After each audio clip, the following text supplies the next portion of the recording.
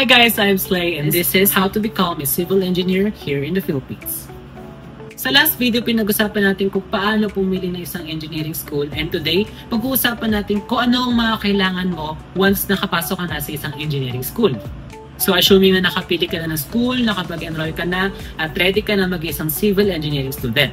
Itong mga pag-uusapan natin mga gamit ng isang civil engineer, yung iba dito is magagamit mo lang sila sa mga unang semesters mo sa school, and yung iba is hindi mo na sila magagamit after nun.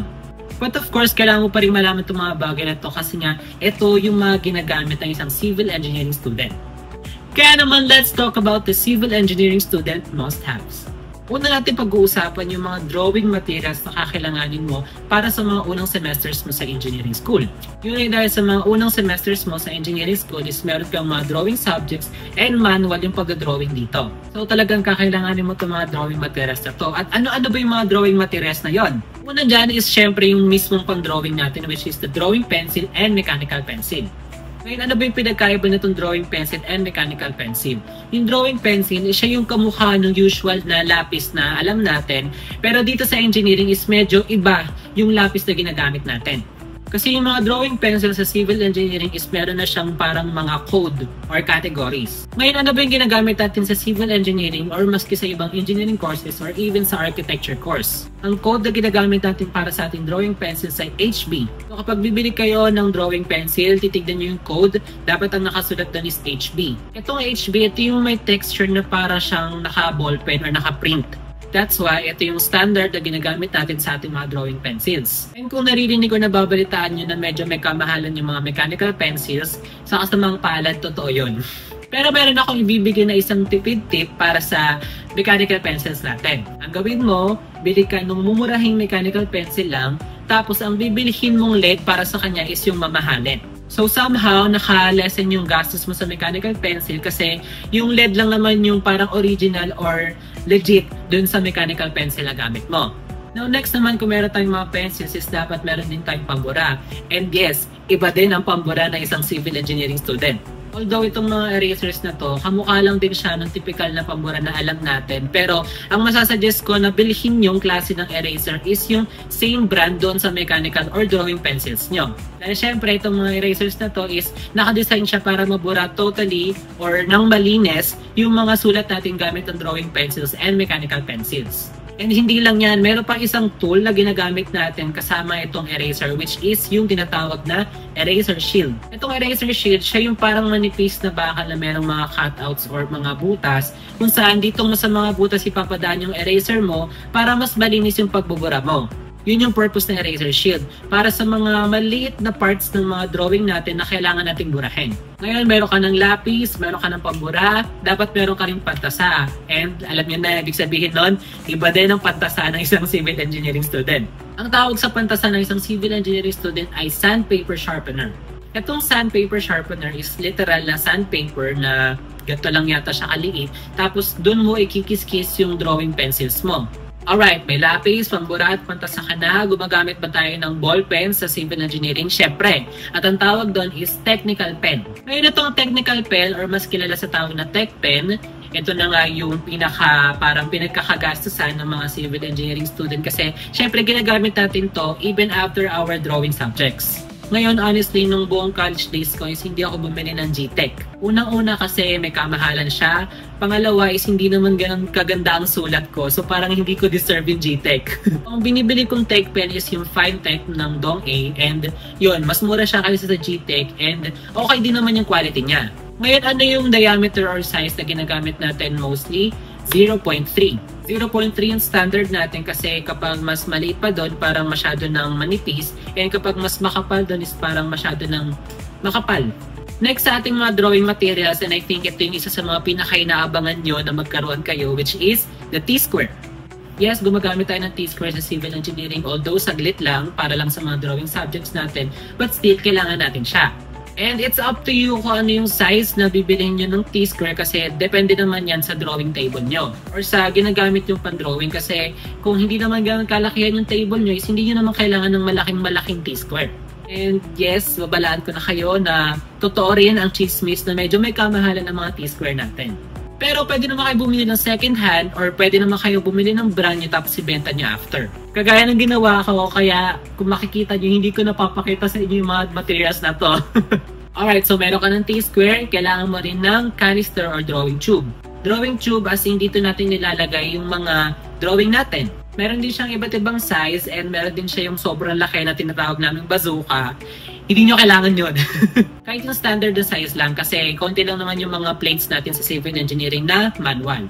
Next is ang ating templates as in yung mga circular templates, furniture templates, ellipses, mga ganon. And kasama nun, syempre yung ating mga rulers, protractors, triangles. Yon, alam nyo yung mga yon.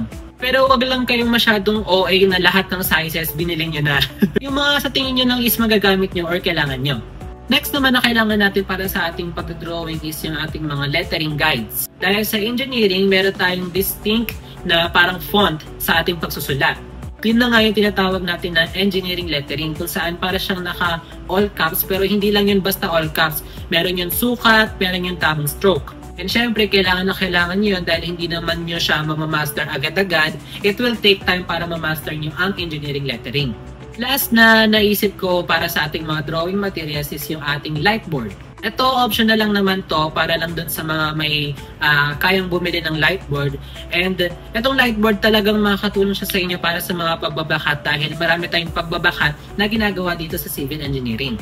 And marami rin siyang iba't ibang mga sizes. Merong A3, A4, A5.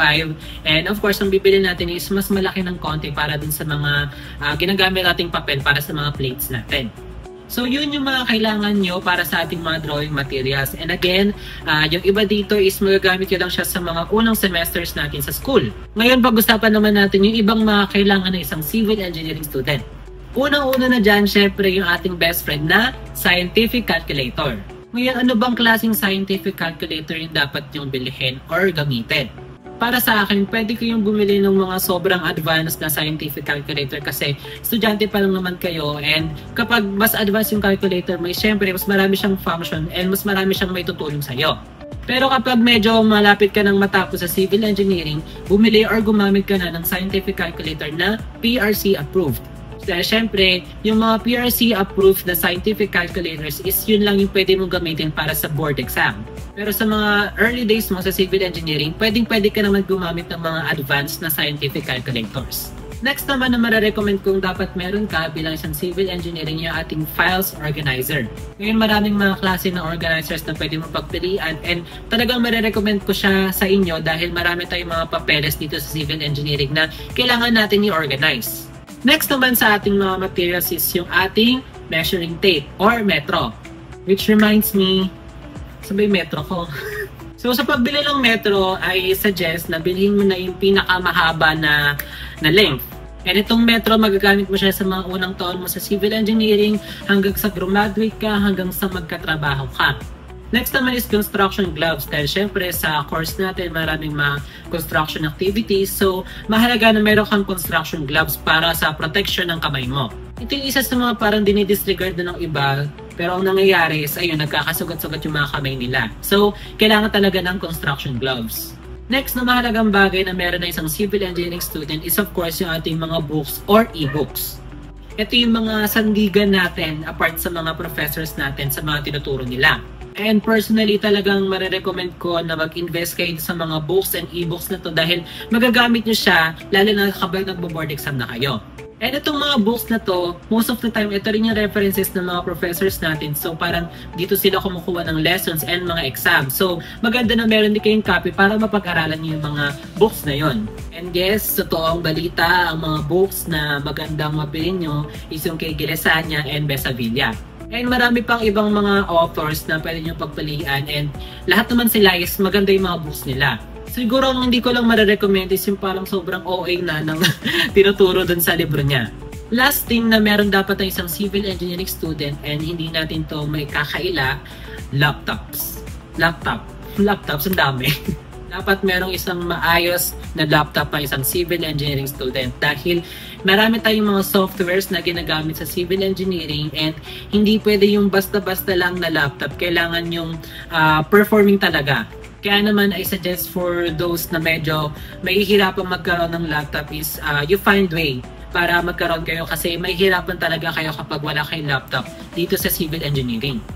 Nandiyan yung mga scholarships na pwede natin lapitan para makatulong sa atin ang mga kabili tayo ng laptop.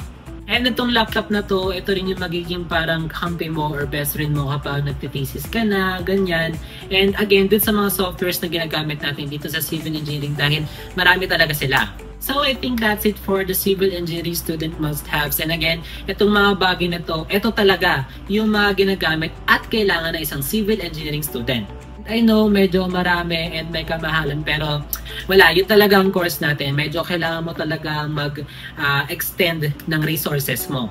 Pero huwag kayong panghihinaan ng loob dahil pag-uusapan natin sa next video ang civil engineering tips para makasurvive kayo sa college. That's it for this video guys. I hope marami kayo natutunan and if you do, don't forget to like and share this video and of course, subscribe to my channel. Goodbye guys, I am Engineer Slay and see you on the next video.